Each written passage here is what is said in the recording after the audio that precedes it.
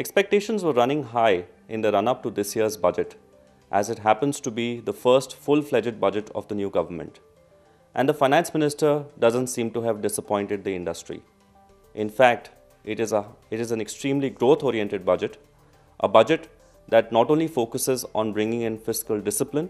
A roadmap to fiscal discipline has been provided for 3 years to bring it to 3%.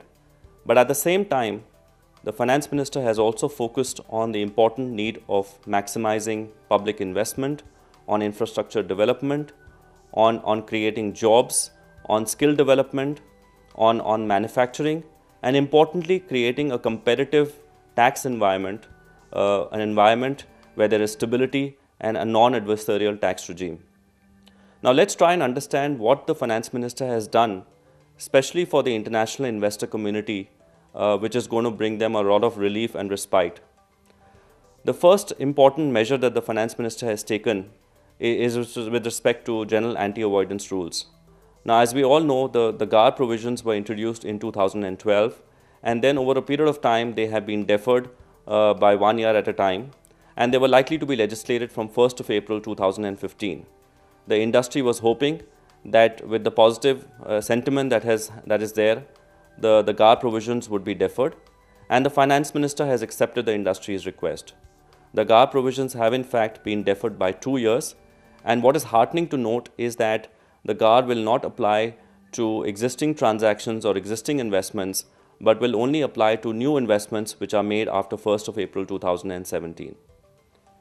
The second important amendment which is proposed is with respect to indirect share transfer. Now, this issue has been concerning investors for quite a while, especially with respect to its retrospective applicability.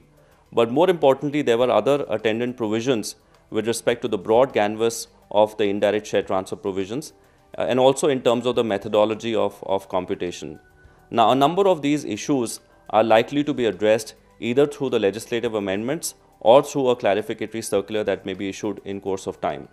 This will certainly bring a lot of the transactions which were technically could have been covered within the purview of the indirect share transfer provisions will now possibly get be outside the tax net, bringing a lot of relief again to international investors. The third important proposal in the budget is with respect to technology transfer. Now, clearly, the tax rate for royalties and fees for technical services, which was earlier 10%, was enhanced to 25% in the budget of 2013. This caused a lot of hardship to small investors, small entrepreneurs who were importing technology and were being saddled with this additional taxes, because many of these arrangements were actually net of tax arrangements. What the government intends to do is now to bring back the tax rate to 10%, which is a very positive measure, and is going to actually boost entrepreneurship in the country and give a lot of incentive to foreign investors, because the tax rate now under the domestic law will be more closely aligned to the tax rate that is there under the treaty that India has with several of these countries. Another important measure that the government has taken is really around the moderation of the tax rate. The government recognizes that need to move away from an exemption-based tax system to a more of a tax system that is more stable and aligned to the tax rates that are there internationally. India's tax rate of 30% is found to be higher than the general tax rate that is there in the Asian countries.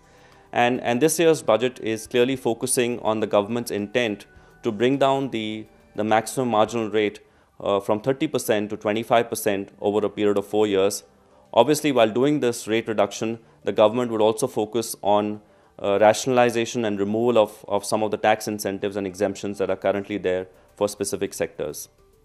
There is also some good news for FIIs. There was currently a new dispute that had come up in respect of applicability of MAT on capital gains earned by FIIs.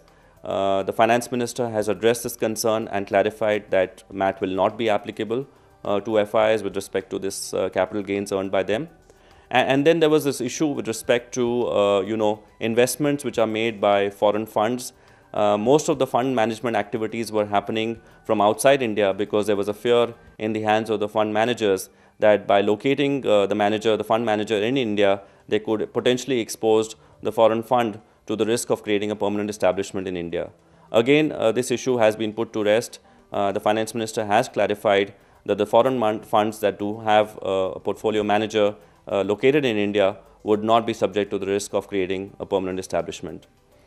Finally, I think the focus of this year's budget has also been on ease of doing business in India. Clearly, India's ranking in the World Bank Index has gone down abysmally low to now about 142 out of 189 countries. What the Finance Minister has done on the tax proposals is certainly going to give a lot of cheer to the foreign investors, is going to improve the overall sentiment of investment, is going to give feeling to the foreign investor that India is focused on creating a stable and conducive tax environment, a non-adversarial tax environment which is competitive. So all in all, a good budget for the foreign investors, and something that the industry will look forward to in participating in India's growth story.